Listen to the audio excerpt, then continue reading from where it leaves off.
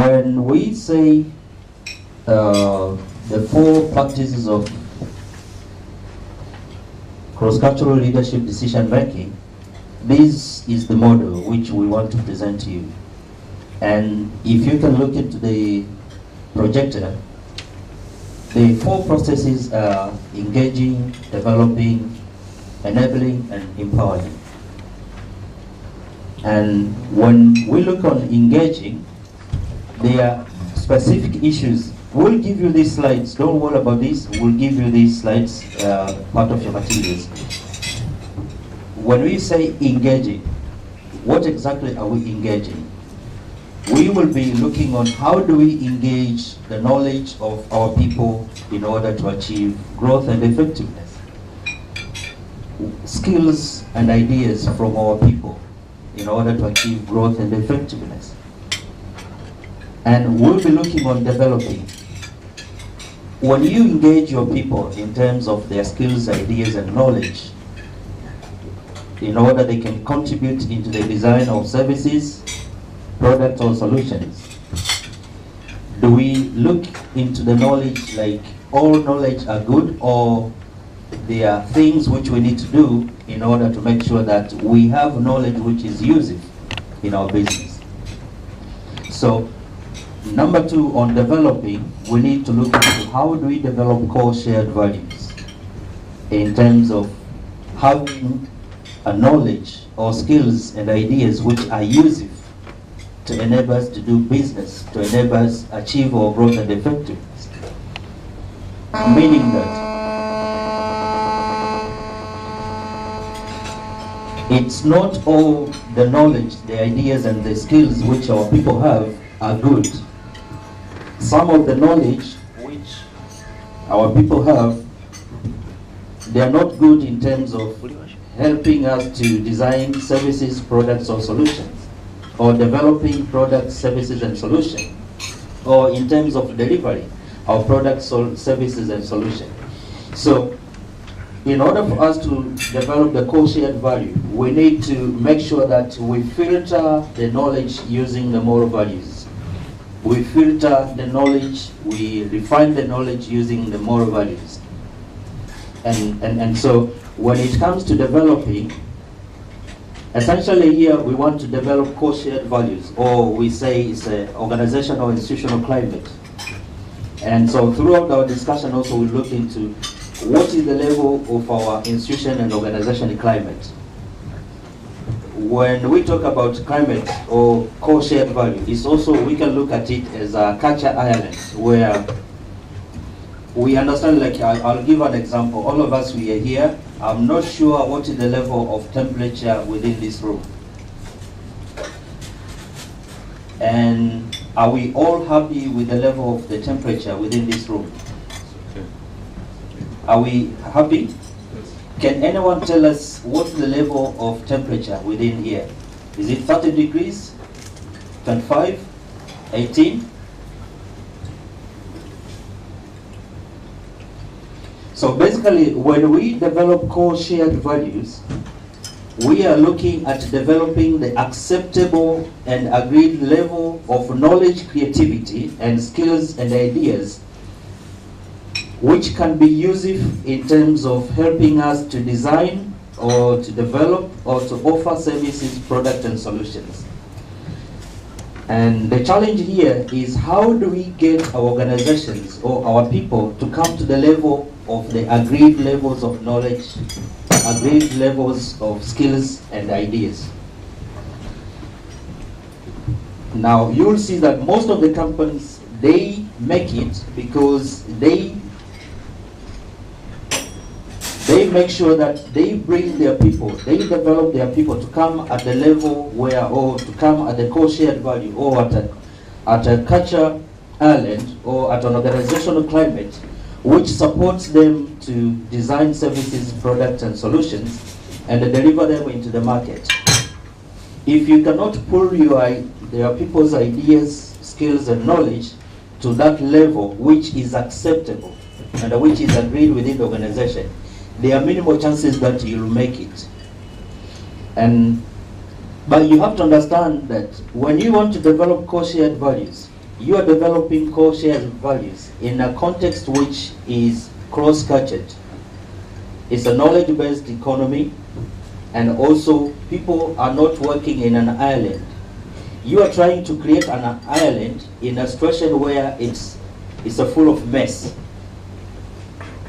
So when I say developing core shared values, you are not developing core shared value in just a free land.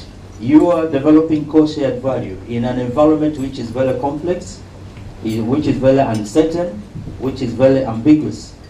And so we are saying you need to use cross-cultural leadership decision-making process to be able to develop core shared value, because you are dealing with people with who are different in terms of diversity, differences in terms of age, gender, the levels of the education, the levels of exposure, the levels of understanding, the levels of desire, the levels of their goals. Now you need to bring all these people into the same level.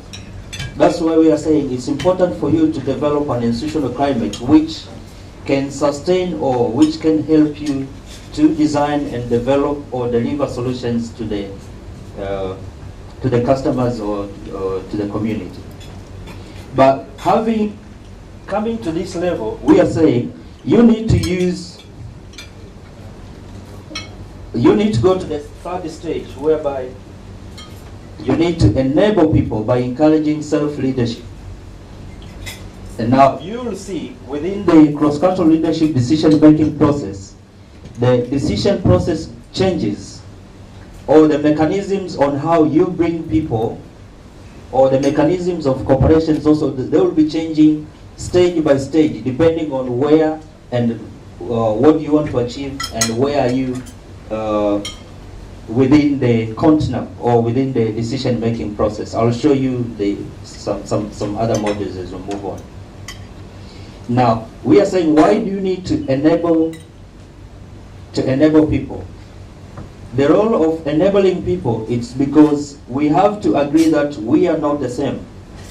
Because of diversity, because of age, because of gender, because of professional, because of different goals and objectives, you need to encourage the differences, because different people within the organization, they have different goals. Now, number 3 here, we are saying you have to enable the differences. If your organization has women or female, and also you have male, you'll appreciate that there are times when, while the male or men would want to go for higher education or whatever, maybe some of the ladies would want to prefer to make more babies before they even aspire to go for career development or for professional development. They will prefer to go for having more babies before they can start striving for some other things. But also, there are people who would want maybe to think about having properties, or would want to develop their profession and career development. And there are people who would be willing to go or to venture into new territories. You can give them position to go into new branches or to open offshore branches or whatever you want to do. But there are people, because of the diversity, they are not willing to go at that level. Now we are saying, because of cross-cultural factor and diversity, you need to enable the differences. But how do you enable the differences? You enable the differences by encouraging self-leadership, that people should develop themselves, should be given an opportunity through self-leadership to manage themselves or to manage their goals. But they cannot start managing their goals through self-leadership if they are not at the level of the core shared values. You can only start doing self-leadership after you have developed the core shared value, because core shared value will act like a platform, in the sense that you'll have agreed the levels of knowledge, the level of values, the level of behaviors which are required within the organization to operate. Now, having agreed the platform, which is the core shared values, anyone now can play can go to his or her own speed, and we don't expect that whatever is done at that level will be detrimental to the organization, because that person will be building on the established core shared value. And then number 4, we are looking on empowering. By empowering here, the focus is on distributed leadership, whereby growth and effectiveness can be when we want to empower people, we encourage both that shared leadership and self-leadership should work together hand in hand, in the sense that self-leadership is when someone takes charge or personal responsibility for his or her own growth and effectiveness. But shared leadership, there is an element of consentive control. Consentive control in the sense that there is a peer review where we check one another as we move on within the pyramid of